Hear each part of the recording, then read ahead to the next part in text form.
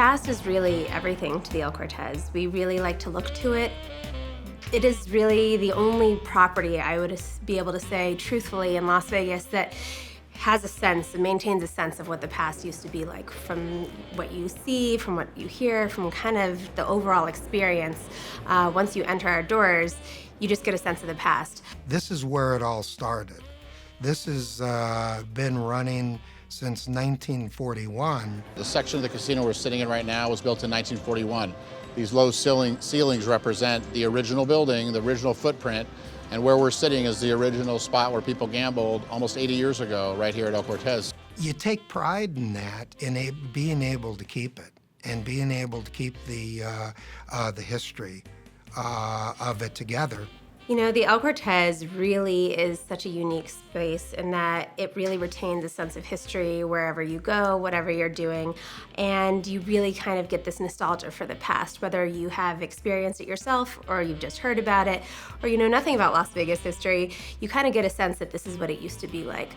Well, it's a time warp. It's a thing from the past, and you know, Las Vegas doesn't have many things like it. We have the Neon Museum that shows all the old signs from all the hotels. People go there. It's a big attraction. We got the Mob Museum, which nobody thought it would be too successful, but it really is. They get over 1,000 people a day, every day, go in that place. So people like nostalgia. People like history. The history here is so intense and so unique. Being the first, but also the only one that's really maintained as it was back then. It's a phenomenal story, and when you walk in the door, it's not like a place that's been made to look old and historic and interesting and unique. It's been maintained to look that way.